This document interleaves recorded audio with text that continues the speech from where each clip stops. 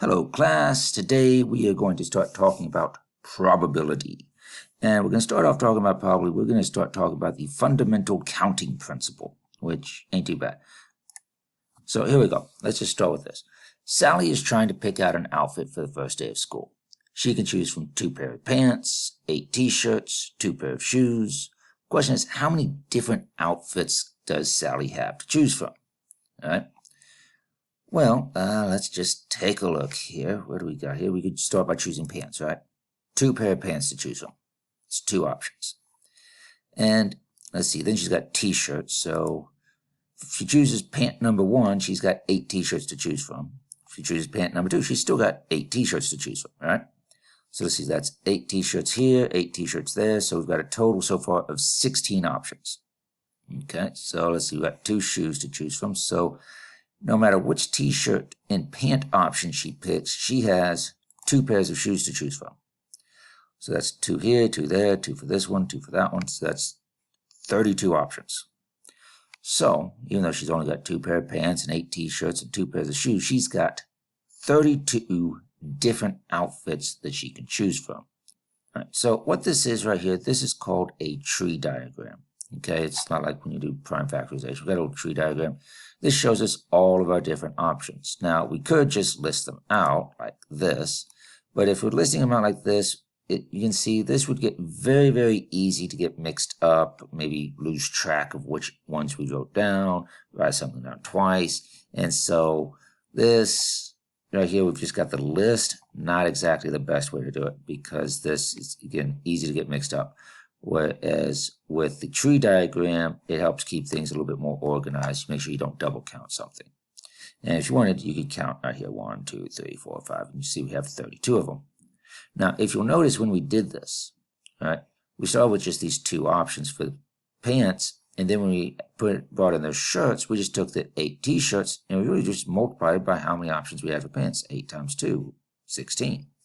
And then when we added in all of the shoes, all we did is we said, well, there's 2 shoes for each one of those options. So we just did 2 times 16, which is 32. And this is basically what the fundamental counting principle is. It says if there are p ways to do one thing and q ways to do another, then there are p times q ways of doing both things. All right. So if there's 2 ways you can pick shoes, 8 ways you can pick t-shirts, 2 ways you can pick pants, then there is 2 times 8 times 2 ways of getting all of it. All right. So real quick, let's just do an example. How many possible outcomes are there if you flip 2 coins and roll a 6-sided dice? So here we've got 3 things happening. We've got 2 coins happening, and we've got a 6-sided dice. Well, let's see, how many options do we have? Well, coins have 2 options, right? Heads or tails, and then it's a 6-sided dice. So we've got 2 coins, so that's 2 times 2 for the second coin, times 6 for the dice, gives us 24 options. 2 times 2 times 6. Now, if we wanted, just so you can see this, we can list it out. We got heads or tails for the first one, heads or tails for the second coin. Right, so that's 2 more options. That brings us up to 4. And then for each one of these options, we have 6 different options on the dice. All right. So we see 6 and 6 and 6 and 6 is a total of 24. Right, and just so you can see, there's the list. Now, what this is, right here we just list them out. Either way, whether you do it as a little tree diagram or if you just list them all out, that is the sample space. It's just a list of all possible outcomes. Generally, it's done as a list. So over here, this right here, this is the sample space on her outfits. All right. Now, so here we go. Let's take a look at this one. Bowling team at Lincoln High must choose a president, a vice president, and a secretary. If the team has 14 members, how many ways could the officers be chosen? Okay, now we don't want everybody. We just want 3, right? So let's take a look at this. We've got options for president, vice president, and secretary. So for president, how many different ways are there of choosing president? Well, there's 14 members, so I've got 14 options. How many different ways are there of choosing vice president? Well, there's 14 members, but one of them is the president. And the person who's president can't also be vice president, right? So that's one person that we can't choose. So only 13 left for vice president. So what about secretary? Well, we had 13, but then we chose one for vice president. He can't be secretary too, and the president can't be secretary. So that only leaves us with 12 for secretary. So we've got 14 ways of choosing president, 14 people choices for 13 for vice president, and 12 for secretary. So we just multiply them together. 14 times 13 times 12 is 2,184 different possible combinations of officers. Now, I do want to point something out. These 2,184 different combinations, that does include both of these. So that has Bob for president, Sue as vice president, and Frank as secretary,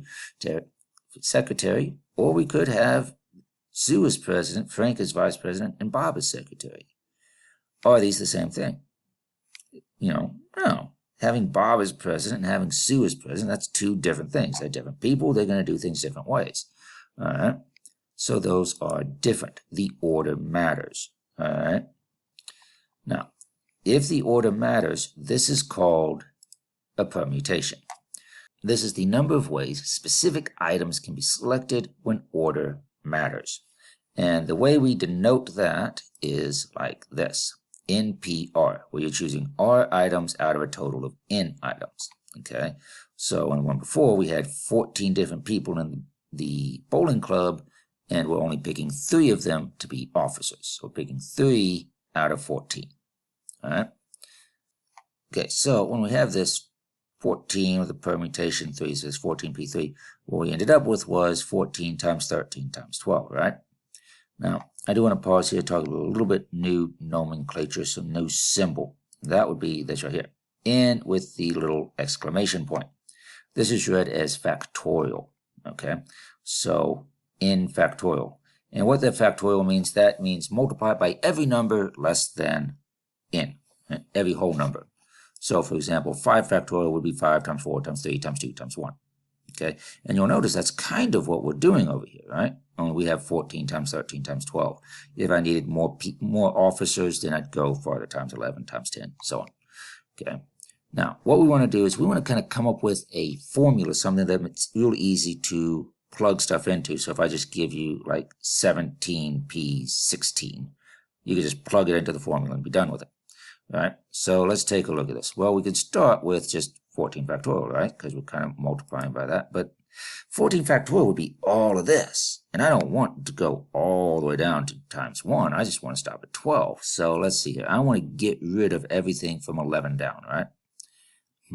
11. Well, you'll notice 14 minus 3 is 11, right? So if I do 14 minus 3, gives me 11 factorial, and 11 times 10 times 9, that gives all this stuff I want to get rid of. And if I'm multiplying on the top and then I'm dividing, multiplying and dividing, that's going to cancel out. It all goes away, which just leaves me with this 14 times 13 times 12, which I wanted. So what this does, this gives us a formula. So here we have N, right? N, and down here we're dividing by N minus R, like that.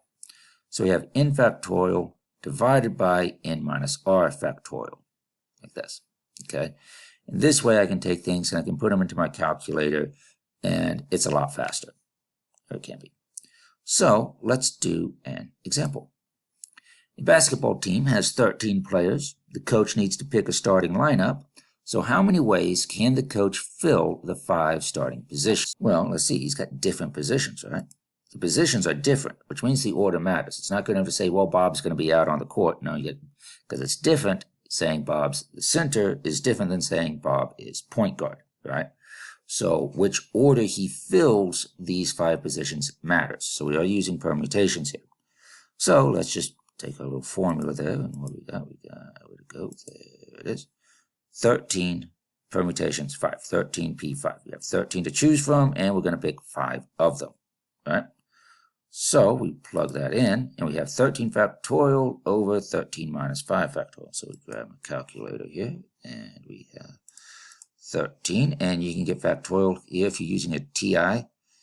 Then you hit math and you hit probability right there. So come over here to probability and it is option number 4. So 13 factorial. Then we get the little fraction thing in there. Over 13 minus 5. There's another way you can get the factorial, and that is hit alpha in the F2 menu. Right there, option number 9. And you can get that way too, really quick. And then we hit enter. And there it is. All right. Now we could, if you wanted to say, okay, we got 5 positions, so that's 13 times 12 times 11 times 10 times 9, which still gives you the same thing, you'll notice. All right, same thing. So there are 154,440 different ways that he can make the starting lineup out of only 13 players. All right. Okay, so that is permutations. That's if order matters. But what if it doesn't? For example, pizza shop has available toppings of sausage, mushroom, onions, bacon, and pepperoni. How many different ways can a pizza be made using only 2 toppings? All right. Well, let's take a look at this. So options for the first topping, options for the second topping. So for the first topping, we have 5 different options, right? Sausage, mushroom, onion, bacon, pepperoni. For the second topping, well, we've already used one, so we've only got 4 left, because you're not going to be some weirdo like me who puts 7 toppings of pizza on it. 7 pepperoni toppings on a pizza. Or bacon. 7 bacons is good too. Anyways, so we have this 5 and 4, so that would be 5 times 4 is 20. Now, you'll notice that in this list of 20, you're going to have a sausage and a mushroom pizza, and you're also going to have a mushroom and sausage pizza. Those are the same thing, aren't they? Doesn't matter what order you put the sausage on and what order you put the mushroom on, it's the same pizza. Order doesn't matter. So we counted these twice, right? We counted this one and we counted this one. Both of those are included in the 20. We don't want that. So let's take a look at this. I'm going to pull up the sample space. So here's our sample space, right? Notice we have sausage, mushroom, and then we have mushroom, sausage. Those are the same thing. We don't want that. Right? Notice we also have onion, sausage, and sausage, onion. I don't want to count them twice. Well, how many ways will sausage and mushroom show up? Well, it's just going to show up 2 ways, right? Sausage, mushroom, or mushroom, sausage, right? Only ways it's going to show up. And so everything got counted twice, didn't it? Same thing with onion and sausage. It's onion, sausage, sausage, onion, and that's it. Only ways. So everything on here is going to show up twice. So what we can do is just take this 20 and divide it by 2. Gives us 10 combinations for pizza. All right? And just so you can see this, like that. Get rid of all of the double countings, and you're just left with 10 different pizza combinations. All right? And that is actually what we call this. These are not permutations, these are combinations. A combination is the number of specific ways items can be selected when order does not matter. And the way we will write that, instead of being in PR, will be in CR. We're still choosing R items out of a total of N items. All right? So in this case, we have 5 toppings to choose from, and we're going to choose 2 of them. All right? So let's take a look and see how we can come up with some kind of formula for combinations. So here's what we had before. We had 2 toppings, and what if we had a 3rd topping choice? Well, if I had 5 options for the first topping, I've got 4 options for the second topping because I already used one. That leaves me with 3 options for the 3rd topping, right? So if we look at this as the permutations, 5 factorial over 5 minus 3 factorial, which is 5 times 4 times 3, which is 60 different combinations. But doing that, there's going to be a lot of overcounting, isn't there? So just so you can see this, here's my sample space. There's my 60 different options, but notice I have sausage, mushroom, onion, and right underneath that I have sausage, onion, mushroom. Right? Those are the same thing, aren't they? Well, how many times does it show up? Is it only getting counted once? Is it getting counted twice? 3 times? How many times does it show up? Right? Well, let's see here. It actually shows up 6 times. Right? Sausage, mushroom, onion, sausage, onion, mushroom, mushroom, sausage, onion, mushroom, onion, sausage, mushroom, and onion, mushroom, sausage. Notice that's what that is. That's the 3 all of the different ways I can put these in different orders. So that's permutations, isn't it? Different permutations of these three items. And permutations is basically just, if you're using all of them, that's just basically 3 times 2 times 1, or 3 factorial, which equals 6. So all of these, every single one of these combinations is in there 6 different times. So to get rid of those 6 different times, we have to divide by 6. So that's what we'll do. We'll take our 60 divided by 6, and so we have 10 combinations.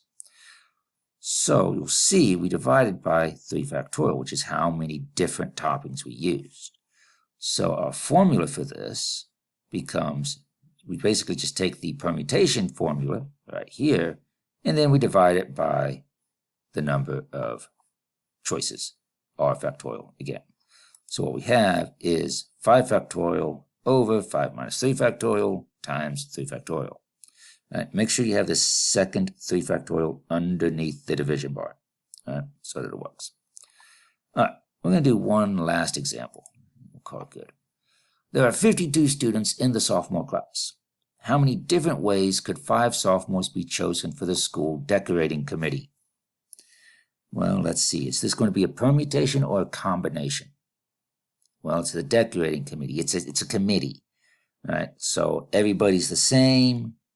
The order doesn't matter because it's a committee, right? If we're saying these are going to be specific officers responsible for specific things, that would matter. But we're just going to stick them all on the committee. So we're going to use a combination.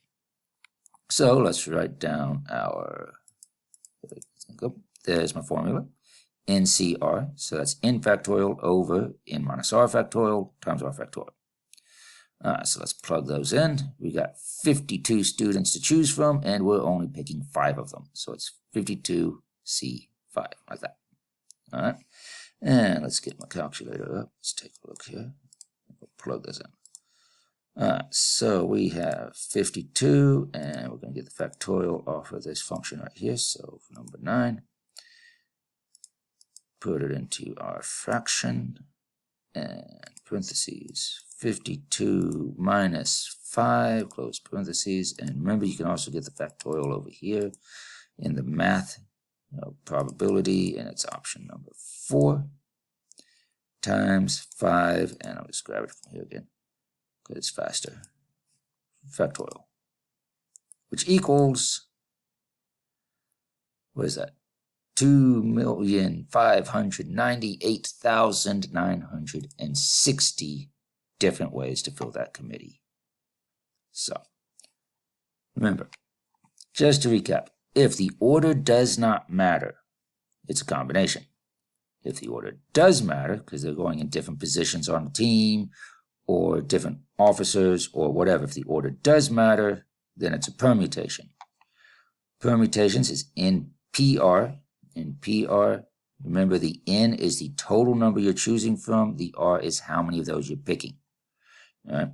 And for permutations, it's n factorial over n minus r factorial.